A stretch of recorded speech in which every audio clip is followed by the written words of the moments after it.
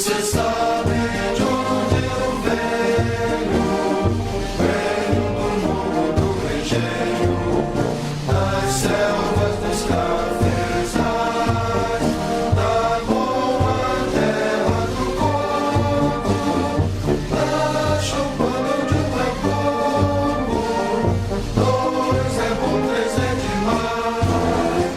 Venho das praias sedosas, das montanhas alterosas. Por mais terras que eu percorra, não permita Deus que eu morra sem que volte para lá, sem que tenha por divisa este V que simboliza a vitória que virá. Nossa vitória virá na mira do meu fuzil, na ração do meu bornal, na água do meu cantil, nas asas do meu ideal, na glória do meu Brasil. Esta é a canção do Expedicionário, composta pelos paulistas Espartaco Rossi e Guilherme de Almeida e lançada no dia 8 de setembro de 1944. Acho que não há brasileiro da minha idade ou adjacências que não sinta um aperto na garganta ao dela se lembrar. A música que retrata um mosaico das origens dos soldados brasileiros que foram lutar na Segunda Guerra Mundial e inspira o sentimento de dever e amor à pátria, evoca, até hoje, em quem viveu a hora, a imagem de um Brasil simples e ainda cioso de suas tradições.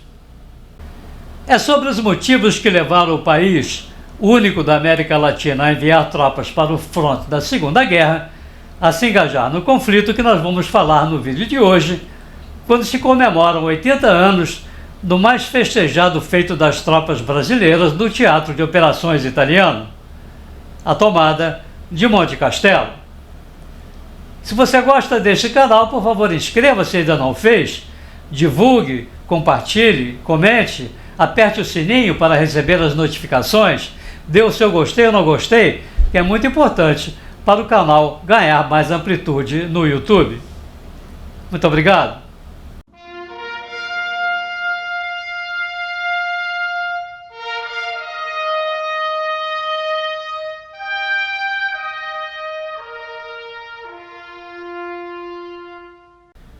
Seis e meia, como uma maré enchente, um mar verde-oliva e caque começou a movimentar-se.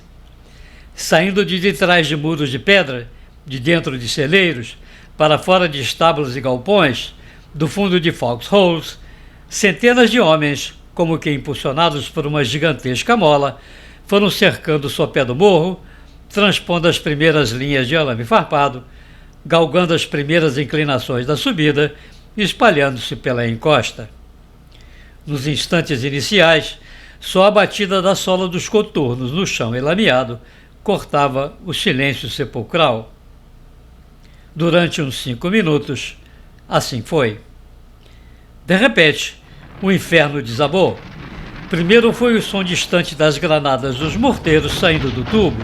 A seguir, o cacarejar das metralhadoras, a fuzilaria das armas automáticas, o estampido das granadas de mão.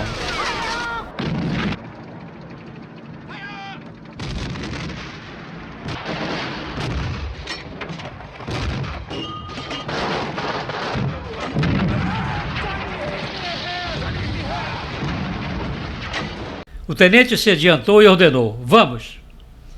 Começaram a subir o morro. A esta altura, centenas de homens tentavam galgar a subida o mais rápido que podiam, mas a lama escorregava debaixo dos pés. Alguns ninhos de metralhadoras alemães estavam a algumas dezenas de metros acima.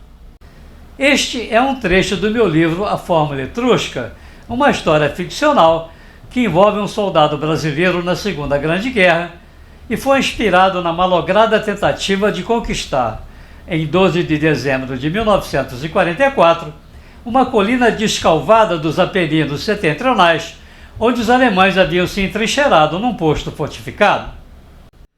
A elevação detinha um importante significado estratégico, pois dali a Wehrmacht podia controlar a movimentação das tropas aliadas na Rota 64, impedindo o avanço do 5º Exército americano para Bolonha.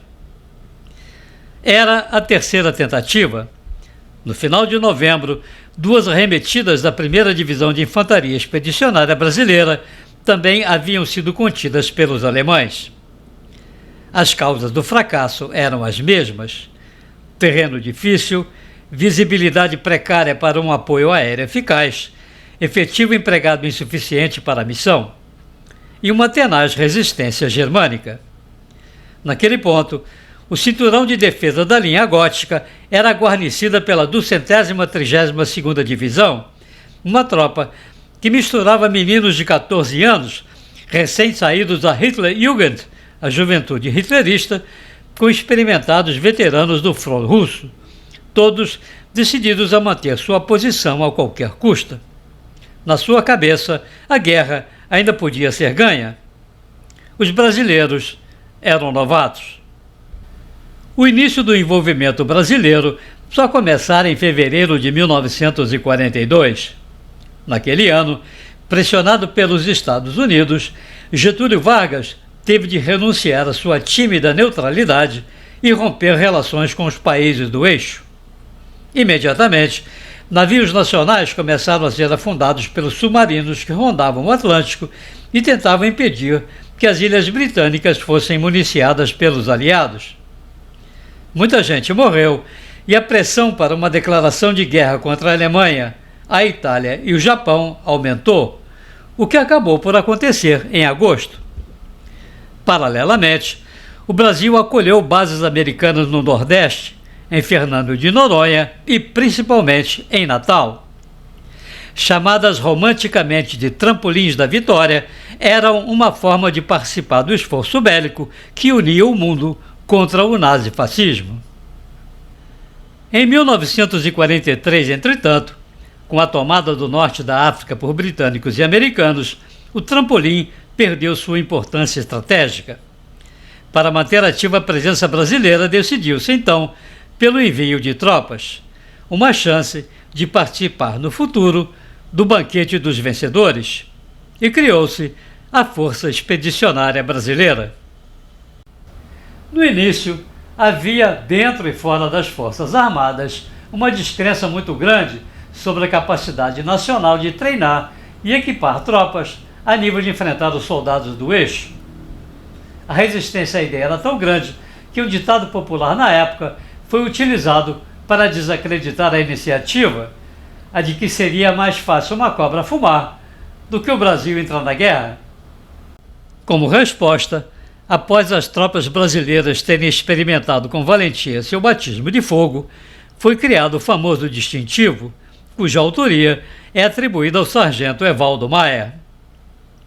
Inicialmente projetada para armar 3 divisões, a FEB, dadas todas as dificuldades de logística e recursos, acabou sendo formada apenas por uma artilharia divisionária e por um grupo de caças da Força Aérea Brasileira. Sua formação começou logo no início do ano de 1943, mas somente 18 meses depois, em julho de 1944, o primeiro escalão embarcou para a frente italiana. Todo este tempo foi necessário para transformar os recrutas, na maioria com endemias, problemas dentários, alguns semi-analfabetos e subalimentados, em soldados de verdade. E mesmo assim, logo na chegada à Itália, verificou-se que tanto o treinamento quanto o equipamento tinham ficado aquém da dura realidade. Até o uniforme usado pelos pracinhas, como ficaram sendo chamados os soldados, dada a expressão de sentar praça, ou seja, ser recrutado, provou ser inadequado. Além de pouco funcional, poderia ao longe ser confundido com o dos alemães. Um esforço extraordinário, com muito on-the-job training, isto é, aprendendo a guerrear em plena guerra, e uma rápida adaptação, tiveram de ser despendidos. Foi desta maneira que a FEB, em setembro de 1944, juntou-se às outras 22 divisões que compunham o 5º Exército Americano no fronte italiano. Na sua frente, um cinturão de posições fortificadas da Wehrmacht, encasteladas no topo dos morros, dominava tudo em volta. E a fivela desse cinturão era uma elevação proeminente, descalvada e cinzenta naquele inverno prematuro, chamada Monte Castelo. Sem tomá-la, nada feito. A missão de eliminar os alemães naquele ponto dos Apeninos recaiu sobre a FEB. No final de novembro, decidiu-se estender a primeira divisão de infantaria expedicionária numa linha de aproximadamente 15 quilômetros ao longo do vale formado pelos rios Panaro e Reno. Após os malogros de novembro e dezembro, um inverno cruel paralisou todas as ações no fronte dos Apeninos. Mais uma dura prova para o nosso caboclo, para quem uma temperatura de 20 graus negativos era inimaginável. Mas, assim que o tempo deu um breve respiro, no dia 21 de fevereiro de 1945, os brasileiros de novo atacaram Monte Castelo. Era um ponto de honra, um dever com aqueles que tinham tombado nas tentativas anteriores e lá ficado. Desta vez, tudo foi feito como manda o figurino das batalhas. Os aviões da Força Aérea atacaram as posições alemãs na hora certa. A nossa artilharia realizou uma barragem que entrou para os livros de história militar e os 3 regimentos de infantaria atacaram em conjunto. No flanco, a 10ª Divisão de Montanha Americana deu cobertura e às 5 da tarde a bandeira brasileira foi fincada no topo. Nestes 80 anos, muita coisa já se falou e escreveu sobre a participação do Brasil na Segunda Guerra Mundial. Muita gente criticou a nossa falta de preparação, a desimportância estratégica das nossas ações no quadro geral do conflito e até já classificou as operações de tomada de Monte Castelo como um grande erro tático. Eu me permito discordar. Em 1942, nosso exército não viu uma guerra há quase 100 anos. E, é sempre bom lembrar, 2 anos antes, nem os exércitos francês, inglês, russo ou americano, países que haviam participado da Grande Guerra de 1914 e 1918, estavam preparados para os alemães. O rompimento da linha gótica, embora sem o fulgor das praias da Normandia ou da saga de Stalingrado, apressou a derrocada da máquina nazifascista com a morte de Mussolini e a tomada da Áustria. E, só para comparar, um ano antes de Monte Castelo, o aguerrido e experimentado 8º Exército Inglês, do festejado Marechal de Campo Bernard Law Montgomery, precisou de 4 tentativas para tomar Monte Cassino, numa operação em todo semelhante à da FEB nos Apeninos.